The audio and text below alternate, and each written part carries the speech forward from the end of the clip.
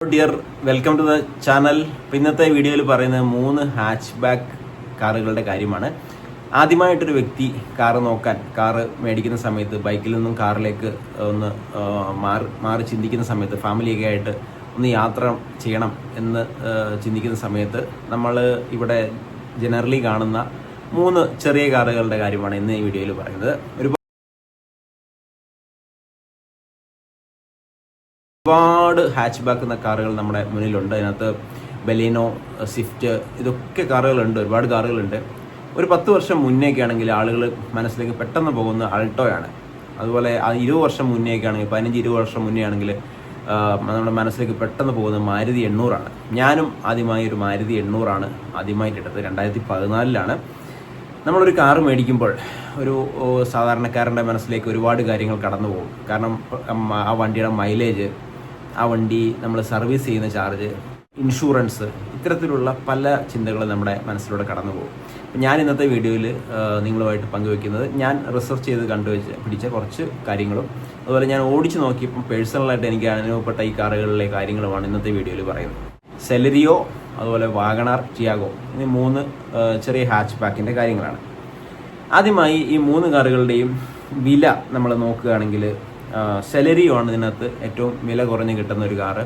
6,60,000 രൂപയ്ക്ക് ഇതിൻ്റെ ഒരു AMD ആണ് ഞാൻ ഇന്നത്തെ വീഡിയോയിൽ പറയുന്നത്. AMD 6,60,000, വാഗണാർ 7 ലക്ഷം, ടിയാഗോ 8.5 ലക്ഷം. അപ്പോൾ ഇതിനകത്ത് 3 നോക്കുകയാണെങ്കിൽ, കാറിൻ്റെ വില നോക്കുകയാണെങ്കിൽ സെലറിയോ ആണ് വില കുറഞ്ഞ് കിട്ടുന്നത്. അതിന് പ്രത്യേകിച്ചൊരു കാരണം എന്ന് പറഞ്ഞാൽ അതിൻ്റെ ഒരു എൻജിൻ തന്നെയാണ്. 1 ലിറ്റർ എൻജിനാണ് സെലറിയോ നമുക്ക് കിട്ടുന്നത്. ഇപ്പോൾ കഴിഞ്ഞ 2 ആഴ്ച മുന്നേ എൻ്റെ ഒരു സുഹൃത്തിന് വേണ്ടി വണ്ടി എടുക്കാൻ ഞാൻ ഒരു അൾട്ടോ കേട്ടൻ എടുക്കാൻ വേണ്ടി പോയപ്പോൾ ഒരു AMDക്ക് വേണ്ടിയാണ്, അദ്ദേഹത്തിൻ്റെ വൈഫിന് വേണ്ടിയാണ് എടുക്കാൻ പോയത്.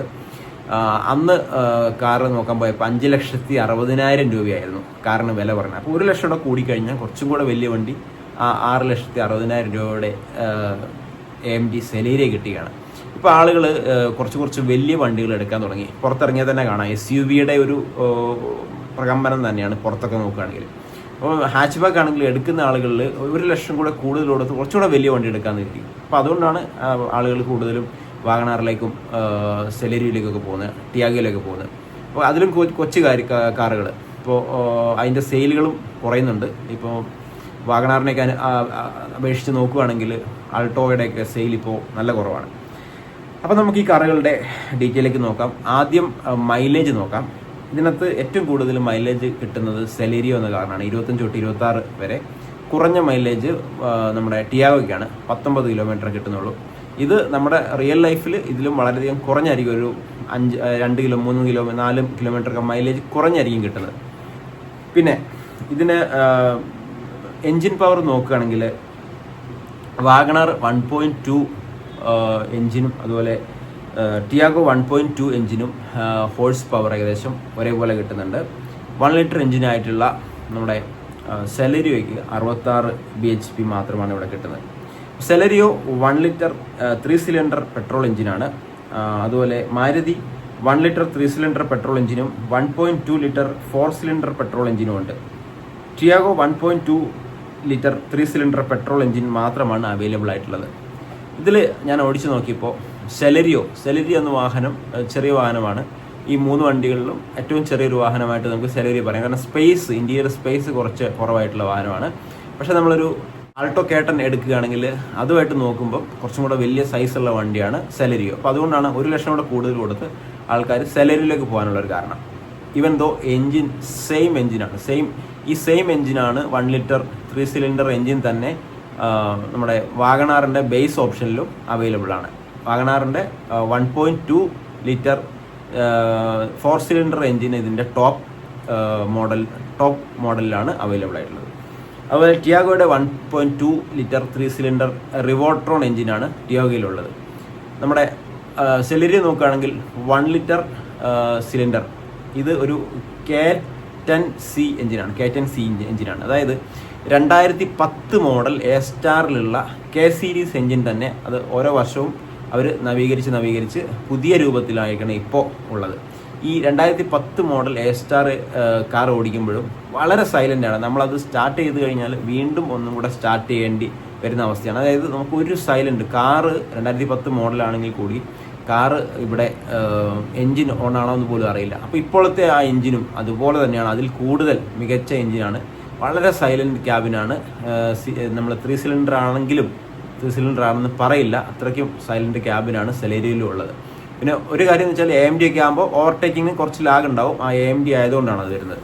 പക്ഷേ ഇവിടെ വാഗണാർ നോക്കുകയാണെങ്കിൽ വാഗണാറിൻ്റെ 1.2 ലിറ്റർ 4 സിലിണ്ടർ, അതായത് നമ്മുടെ ഫ്രോങ്സിലും ബലേനിലും ഒക്കെയുള്ള അതേ എൻജിൻ വാഗണാറിൽ അവൈലബിൾ ആണ്. 1 ലിറ്ററും അവൈലബിൾ ഉണ്ട്, 1.2 ലിറ്ററും എൻജിൻ അവൈലബിൾ ആണ്. 1.2 ലിറ്റർ ഫ്രോങ്സിലൊക്കെ ഉള്ള അതേ എൻജിനാണ്, അതിൻ്റെ AMD കുറച്ചും കൂടെ പവർഫുള്ളാണ്. ഇനി ടിയാഗോയിലുള്ള 1.2 ലിറ്റർ 3 സിലിണ്ടർ പെട്രോൾ എൻജിനാണ് AMDയിൽ അവൈലബിൾ ആയിട്ടുള്ളത്. Compare to other Tata car, നമ്മുടെ ടിയാഗോ ഈ ഒരു ഹാച്ച് ബാക്ക് സെഗ്മെൻറ്റിൽ ഏറ്റവും സേഫ്റ്റി ഉള്ള കാറാണ്. 4 സ്റ്റാർ സേഫ്റ്റി ഉണ്ട്. നമ്മുടെ റീസെൻ്റ്ലി നടന്ന ക്രാഷ് ടെസ്റ്റിൽ സെലേരിയോയ്ക്ക് 3 സ്റ്റാർ കിട്ടിയിട്ടുണ്ടായിരുന്നു, പക്ഷേ വാഗണാറിന് 1 സ്റ്റാർ മാത്രമേ ഉള്ളൂ. കമ്പയർ ഈ 3 വണ്ടി നോക്കുകയാണെങ്കിൽ 4 സ്റ്റാർ സേഫ്റ്റി കിട്ടില്ല. ടിയാഗോ ആണ് ഏറ്റവും സേഫ് ആയിട്ടുള്ള കാറ്. കുറച്ചും കൂടെ സ്പേസും കമ്പയർ ടു സെലറിയോ കുറച്ചും കൂടെ സ്പേസ് കൂടുതലാണ്. പക്ഷേ വാഗണാറായിട്ട് നോക്കുകയാണെങ്കിൽ സ്പേസ് വാഗണാറിനാണ് കൂടുതൽ, ഹൈറ്റ് നന്നായിട്ട് കൂടുതലുണ്ട് വാഗണാറിന്. പക്ഷേ ഓവറോൾ ഡയമെൻഷൻസ് നോക്കുകയാണെങ്കിൽ വീതിയും നീളവും കൂടുതൽ ടിയാഗോയ്ക്കാണ്. വാഗണാറിന് ഏറ്റവും അവിടെ പ്ലസ് പോയിന്റ് ആയിട്ടുള്ള അതിൻ്റെ ഉയരം തന്നെയാണ്, ഉയരം വളരെയധികം കൂടുതലാണ്.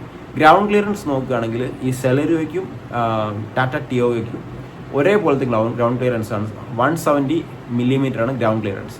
ഇവിടെ വാഗണാറിന് 165 മില്ലിമീറ്റർ മാത്രമേ ഗ്രൗണ്ട് ക്ലിയറൻസ് വരുന്നുള്ളൂ. ഇനി നിങ്ങൾ എങ്ങനെ ഏതൊക്കെ വണ്ടി എടുക്കണം എന്ന് വിചാരിച്ചു കഴിഞ്ഞാൽ നിങ്ങൾക്ക് ബഡ്ജറ്റ് വളരെ കുറവാണ്.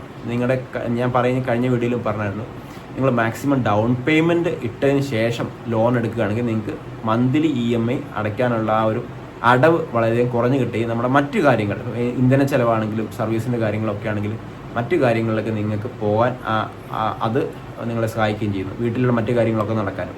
അപ്പോൾ അത്തരത്തിലുള്ള ബഡ്ജറ്റ് വളരെ ടൈറ്റ് ആണെങ്കിൽ നിങ്ങൾക്ക് ഏകദേശം ഒരു 5.5 ലക്ഷത്തിന് 5.25 ലക്ഷത്തിനൊക്കെ ഒരു സെലറിയോ മാനുവൽ വണ്ടി നിങ്ങൾക്ക് എടുക്കാൻ സാധിക്കും. സെലറിയോ AMD ആണെങ്കിൽ 6.6 ലക്ഷത്തിന് എടുക്കാൻ സാധിക്കും. നല്ല സൈലൻ്റ് ആയിട്ടുള്ള എൻജിനാണ്.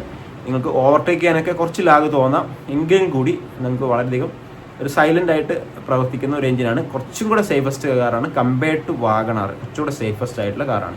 പക്ഷേ അവിടെ നിങ്ങൾക്ക് ഒരു പ്രശ്നം എന്ന് വെച്ചാൽ ക്യാബിൻ ചെറുതാണ്, കുറച്ചും കൂടെ ചെറിയ ക്യാബിനാണ്. ഏകദേശം ടിയാഗോയുടെ ഒക്കെ ക്യാബിൻ്റെ സെയിം വലുപ്പമുണ്ട്, കുറച്ച് വ്യത്യാസമുള്ളൂ. പക്ഷേ ഏകദേശം ആ ഒരു സൈസുള്ള ക്യാബിൻ കിട്ടുകയും ചെയ്യും. നിങ്ങൾക്ക് സേഫായിട്ട് യാത്ര ചെയ്യാമെന്ന് വെച്ചാൽ കമ്പയർഡ് ടു വാഗണാർ കുറച്ചും കൂടെ സേഫായിട്ട് യാത്ര ചെയ്യുകയും ചെയ്യാം. നിങ്ങൾക്കൊരു സ്ലോ ഡ്രൈവറാണ്, ഒരു 60, 70, 80 കിലോമീറ്ററൊക്കെ നിങ്ങൾക്ക് മാക്സിമം പോകുന്ന ആളാണെങ്കിൽ നിങ്ങൾക്ക് സെലറിയോ എന്തായാലും എടുക്കാം. ഇനി നിങ്ങളുടെ വീട്ടിൽ പ്രായമായ ആളുകളുണ്ട്, ഒരുപാട് പ്രായമായ ആളുകളുണ്ട്, അവരൊക്കെ മിക്കവാറും ഹോസ്പിറ്റൽ വിസിറ്റൊക്കെ നടത്തുന്ന ആൾക്കാരാണെങ്കിൽ നിങ്ങളുടെ കൂടുതലും ഡ്രൈവ് സിറ്റിയിലാണെങ്കിൽ ഹോസ്പിറ്റലൊക്കെ പോകണം, ഹൈവേ ഡ്രൈവ് വളരെ കുറവാണെങ്കിൽ നിങ്ങൾക്ക് ബെസ്റ്റ് ഓപ്ഷൻ എന്ന് പറഞ്ഞാൽ വാഗണറാണ്. ഇപ്പം ഞാൻ സെലറിയോയുടെ മൈലേജ് പറയാൻ വിട്ടുപോയി. മൈലേജ് വളരെയധികം നൽകുന്നൊരു വണ്ടിയാണ് സെലറിയോ, പ്രത്യേകിച്ച് 1 ലിറ്റർ ആണെങ്കിൽ ആയതുകൊണ്ട് നല്ല മൈലേജ് കിട്ടും. ഒരു 20 മൈലേജ് ലോങ്ങിലൊക്കെ പോയാൽ കിട്ടും. സിറ്റിയിൽ തന്നെ ഒരു 15, 16 റിയൽ ലൈഫിൽ ആളുകൾക്ക് കിട്ടുന്നുണ്ട്. ഇനി വാഗണാറിൻ്റെ മൈലേജിലേക്ക് വന്നാലും 1 ലിറ്റർ ആണെങ്കിൽ സെയിം മൈലേജ് കിട്ടും. സെലറി കിട്ടുന്ന പോലെ തന്നെ ലോങ്ങിലൊക്കെ പോയാൽ 20 കിട്ടും, 22 കിട്ടും. ടൗണിലൊക്കെ ആണെങ്കിൽ ഒരു 15, 16 എന്തായാലും കിട്ടും. 1.2 ലിറ്റർ ആണെങ്കിലും 1 കിലോമീറ്റർ 2 കിലോമീറ്റർ ഒക്കെ കുറവ് വരുന്നുള്ളൂ. കാരണം പൊതുവെ വാഹനത്തിന് വെയിറ്റ് കുറവാണ്. അതിൻ്റെതായ ഗുണങ്ങളുമുണ്ട്, ദോഷങ്ങളുമുണ്ട്. അപ്പോൾ നിങ്ങൾ ഹൈവേയിലൂടെ വളരെ സ്പീഡിലൊന്നും പോകാതെ ഹൈവേയിലൂടെ വളരെ മാന്യമായി കുറച്ച് ഒരു 80-70 കിലോമീറ്ററിലൊക്കെ മാത്രമേ സഞ്ചരിക്കുന്നുള്ളൂ. ടൗണിലാണ് നിങ്ങൾക്ക് കൂടുതൽ ഓട്ടമെങ്കിൽ, നിങ്ങൾക്ക് പ്രായമുള്ള ആളുകളുണ്ട്, അവർക്ക് ഹോസ്പിറ്റൽ വിസിറ്റൊക്കെ ഉണ്ടെങ്കിൽ ടൗണിലാണ് കൂടുതൽ ഓട്ടം ഉണ്ടെങ്കിൽ നിങ്ങൾക്ക് വാഗണാർ എടുക്കാം. ഇനി അതല്ല, നിങ്ങൾക്ക് കുറച്ച് ഹൈവേയിൽ ഓടുന്നുണ്ട്, ഫാമിലിയൊക്കെ ആയിട്ട് പോവുകയാണെങ്കിൽ കുറച്ചും കൂടെ സ്റ്റെബിലിറ്റി ഉള്ള കാറ് വേണം. നിങ്ങൾക്ക് മൈലേജ് കുറച്ച് കോംപ്രമൈസ് ചെയ്യാം. മൈലേജ് ഒരു സിറ്റിയിലാണെങ്കിൽ ഒരു 14, 15, ലോങ്ങിലൊക്കെ ആകുമ്പോൾ പോലും 18 വരെ മാക്സിമം കിട്ടുകയുള്ളൂ. അതാണ് ഈ ടാറ്റ ടിയാഗോ. കുറച്ചും കൂടെ സേഫസ്റ്റ് ആയിട്ടുള്ള കാറാണ്. കുറച്ച് ഒരു AMD ഒക്കെ എടുക്കണമെങ്കിൽ ഒരു 7.5 ലക്ഷം വരെ 7.5 ലക്ഷം വരെ നിങ്ങൾക്ക് കൊടുക്കേണ്ടി വരും. മൈലേജ് കുറച്ച് കോംപ്രമൈസ് ചെയ്യാം. അതുപോലെ റീസെയിൽ വാല്യൂ നിങ്ങൾക്ക് വളരെയധികം കോംപ്രമൈസ് ചെയ്യേണ്ടി വരും. നിങ്ങൾ ഈ ടിയാഗോ എടുക്കുകയാണെങ്കിൽ ഒരു 7 വർഷമോ അതിൽ കൂടുതൽ ഉപയോഗിച്ചെങ്കിൽ മാത്രമേ, 5 വർഷം അതിൽ കൂടുതൽ 5 വർഷമെങ്കിലും അതിൽ കൂടുതൽ എത്ര വേണമെങ്കിലും നിങ്ങൾക്ക് ഉപയോഗിച്ചെങ്കിൽ മാത്രമേ നിങ്ങൾക്ക് ടിയാഗോ എടുത്തു കഴിഞ്ഞാൽ റീസെയിൽ വാല്യൂവിൻ്റെ കാര്യത്തിൽ നിങ്ങൾക്ക് മുതലാകുള്ളൂ. പക്ഷേ നിങ്ങൾക്ക് മറ്റ് 2 വണ്ടികളും മറ്റ് 2 വാഹനങ്ങൾക്കും നല്ല റീസെയിൽ വാല്യൂ ഉറപ്പുവരുത്താം.